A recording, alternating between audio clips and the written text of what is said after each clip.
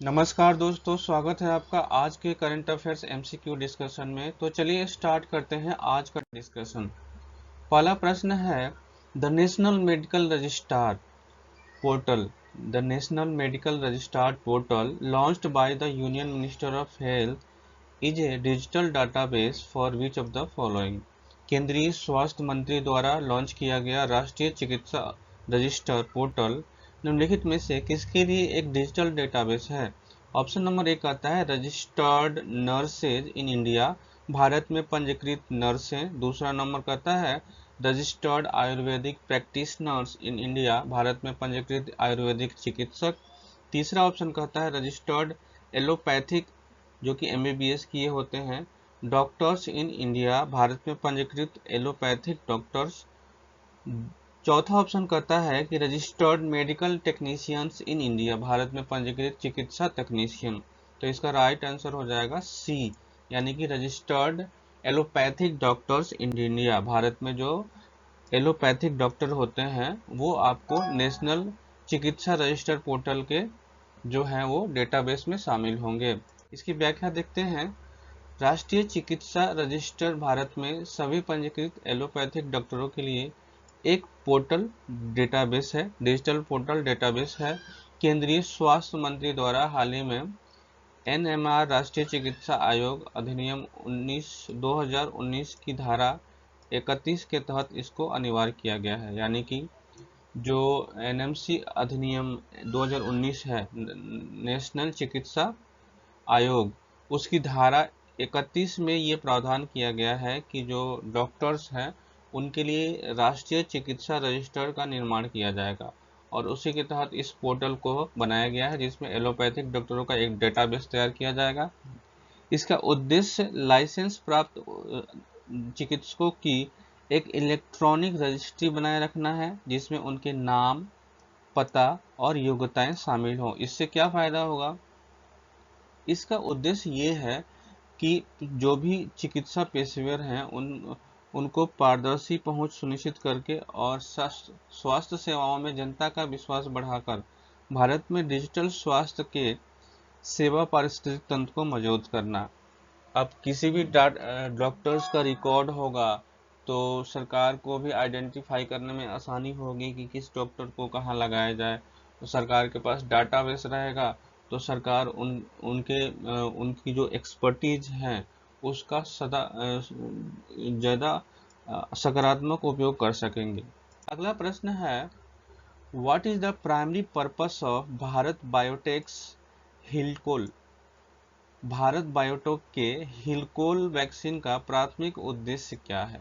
ठीक है, भारत बायोटेक के हिलकोल वैक्सीन, जिसको BBV131 वैक्सीन का नाम दिया गया है, क्या प्राथमिक उद्देश्य क्या है? पहला है टू प्रिवेंट ट्यूबरकुलोसिस, तपेदिक को रोकना। दूसरा है to treat dengue fever, dengue बुखार का इलाज करना। तीसरा है टू कम्बैट कोलेरा, हैजा से लड़ना। चौथा है टू प्रिवेंट मलेरिया, मलेरिया से रोकना। तो इसका राइट आंसर हो जाएगा टू कम्बैट कोलेरा, यानी कि हैजा से लड़ना। इसकी व्याख्या देखते हैं। भारत बायोटेक का जो हिलकोल जो वैक्सीन है वो हिलमैन लैब्स के साथ मिलकर भारत बायोटेक के द्वारा बनाया गया है, और ये जो है वो आपको ओरल वैक्सीन है जो कि विश्व में ओरल वैक्सीन की कमी को पूरा करने के लिए एक सकारात्मक कदम है। इसका उद्देश्य हैजा को रोकना है।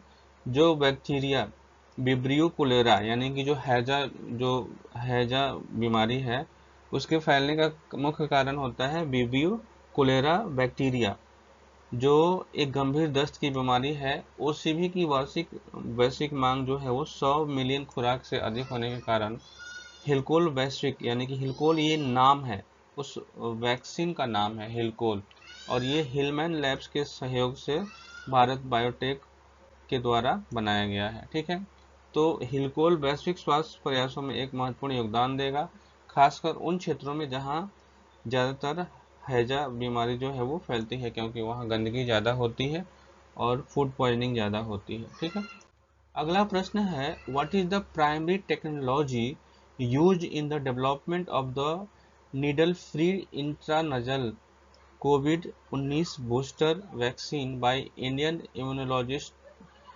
Immunologicals Limited in collaboration with Griffin University. Griffith University के सहयोग से इंडियन इम्यूनोलॉजिकल्स लिमिटेड द्वारा सुई रहित इंट्रानेजल कोविड-19 बूस्टर वैक्सीन के विकास में उपयोग की जाने वाली प्राथमिक तकनीक क्या है? इसका पहला ऑप्शन है mRNA टेक्नोलॉजी, दूसरा ऑप्शन कहता है इनएक्टिव वायरस टेक्नोलॉजी, तीसरा कहता है वेक्टर बेस्ड वैक्सीन टेक्नोलॉजी, चौथा कहता है कोडेन डी ऑप्टिमाइजेशन टेक्नोलॉजी, यानी कि कोडन डी ऑप्टिमाइजेशन टेक्नोलॉजी जो है इसका राइट आंसर हो जाएगा। इसकी व्याख्या देखते हैं। इंडियन इम्यूनोलॉजिकल्स लिमिटेड यानी कि IIL ने ग्रिफिथ यूनिवर्सिटी के साथ मिलकर कोडेन डी ऑप्टिमाइजेशन तकनीक का उपयोग करके एक सुई रहित इंट्रानेजल कोविड-19 वैक्सीन बूस्टर तैयार किया है। इस तकनीक में कोडन के उपयोग या अमीनो एसिड अनुक्रम को बदले बिना कम प्रतिनिधित्व वाले कोडन जोड़े की आवृत्ति बढ़ाकर वायरस के आनुवंशिक कोड को संशोधित करना शामिल है। यह रणनीति वायरस को कम करने में मदद करती है, जिससे यह कम विषैला और वैक्सीन के रूप में सुरक्षित हो जाता है, जबकि अभी भी प्रभावी रूप से प्रतिरक्षा प्रक्रिया को उत्तेजित करता है। इसमें क्या है कि ये इम्यून सिस्टम को जो है वो आपको प्रभावित करता है, ये वैक्सीन। ठीक है, अगला प्रश्न है with reference to the recent ban on fixed dose combination drugs by the Indian government consider the following statement. हाल ही में भारत सरकार द्वारा फिक्स्ड डोज कॉम्बिनेशन दवाओं पर लगाए गए प्रतिबंध के संदर्भ में निम्नलिखित कथनों पर विचार करें। पहला ऑप्शन कहता है FDC are a combination of two or more drugs in a single dose, always used to enhance the therapeutic effects. FDC एक ही खुराक में दो या अधिक दवाओं का संयोजन है, जिसका उपयोग हमेशा चिकित्सकीय प्रभाव को बढ़ाने के लिए किया जाता है। दूसरा ऑप्शन कहता है The ban on 156 FDC drugs was due to concern over their irrational use and lack of theoretic benefits। 156 FDC दवाओं पर प्रतिबंध उनके तर्कहीन उपयोग और चिकित्सकीय लाभ की कमी पर चिंताओं के कारण लगाया गया था। तीसरा ऑप्शन कहता है over use of FDC has the potential to contribute to global health issue such as antibiotic resistance. FDC के अत्यधिक उपयोग से एंटीबायोटिक प्रतिरोध जैसे वैश्विक स्वास्थ्य मुद्दों में योगदान करने की क्षमता है। How many of the above statement are correct? Only two जो है वो सही है। इसकी व्याख्या देखते हैं। कथन एक जो है वो पूर्णतः सही नहीं है। पहला तो सही है, पहला तो है कि वास्तव में एक ही खुराक में दो या अधिक दवाओं का संयोजन जो है वो आपको FDC कहलाता है, लेकिन उनका उपयोग हमेशा मुख्य रूप से चिकित्सकीय प्रभावों को बढ़ाने के लिए नहीं किया जाता है। यानी कि ये जो वर्ड है ना हमेशा, तो हमेशा नहीं किया जाता है। कुछ FDC तर्कहीन हो सकते हैं और उनमें चिकित्सकीय लाभ की कमी हो सकती है। यही कारण है कि वे संकटग्रस्त हो सकते हैं, यानी कि कुछ कभी कभी जो है वो हानि भी करते हैं। कथन दो जो है वो सही है, क्योंकि भारत सरकार ने उनके तर्कहीन उपयोग और चिकित्सकीय लाभ की कमी पर चिंताओं का हवाला देते हुए 156 FDC दवाओं पर प्रतिबंध लगा दिया है।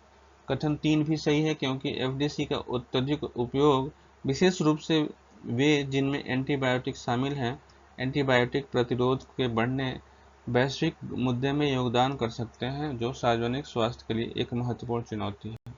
अगला प्रश्न है कि with the reference to the unified landing interface consider the following statements। Unified landing interface के संदर्भ में निम्नलिखित कथनों पर विचार करें। ULI involves the use of advanced technology like APIs and secure digital platform। ULI में API और सुरक्षित डिजिटल प्लेटफॉर्म जैसी उन्नत तकनीकों का उपयोग शामिल है। दूसरा कहता है कि ULI aims to reduce the cost of borrowing by offering government subsidized interest rate। ULI का उद्देश्य सरकारी सब्सिडी वाली ब्याज दरों की पेशकश करके उधार लेने की लागत को कम करना है। तीसरा ऑप्शन कहता है ULI seeks to integrate and standardize lending process across different financial institutions।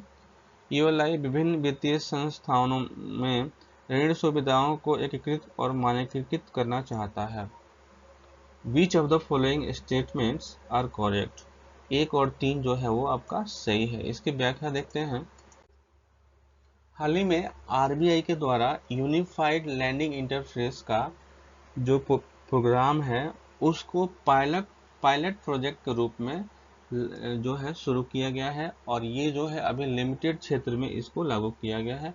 यह प्लेटफॉर्म ऋण मूल्यांकन समय को कम करने और प्रक्रियाओं को सरल बनाने के लिए विविध डेटा स्रोतों को एकीकृत करता है। जल्द ही इसे देश भर में लॉन्च करने की उम्मीद है। इससे ऋण क्षेत्र को बदलने की क्षमता है, ठीक उसी तरह जैसे UPI ने पेमेंट भुगतान क्षेत्र में क्रांति ला दी है। कथन 1 सही है क्योंकि यूनिफाइड लैंडिंग इंटरफेस एक सुव्यवस्थित और कुशल ऋण प्रक्रिया बनाने के लिए API, डेटा एकीकरण उपकरण, सुरक्षित डेटा प्लेटफॉर्म जैसी उन्नत तकनीकों का लाभ उठाता है। कथन 2 गलत है क्योंकि ULI मुख्य रूप से उधार लेने की लागत को कम करने के लिए सरकारी सब्सिडी वाली ब्याज दरों की पेशकश करने पर केंद्रित नहीं है। इसके बजाय यह ऋण की प्रक्रिया को मानकीकृत और सरल बनाने का ध्यान केंद्रित करती है। कथन 3 जो है वो सही है क्योंकि ULI का एक प्राथमिक लक्ष्य विभिन्न वित्तीय संस्थानों में ऋण प्रक्रियाओं को एकीकृत और मानकीकृत करना है, जिससे ऋण प्रक्रिया ऋणदाताओं और उधारकर्ताओं दोनों के लिए अधिक सुसंगत, पारदर्शी, उपयोगकर्ता के अनुकूल बन जाती है। ULI प्रौद्योगिकी के माध्यम से वित्तीय सेवा क्षेत्र को आधुनिक बनाने की दिशा में एक महत्वपूर्ण कदम है। तो ये थी आज की डिस्कशन। मिलते हैं अगले डिस्कशन में, तब तक के लिए धन्यवाद।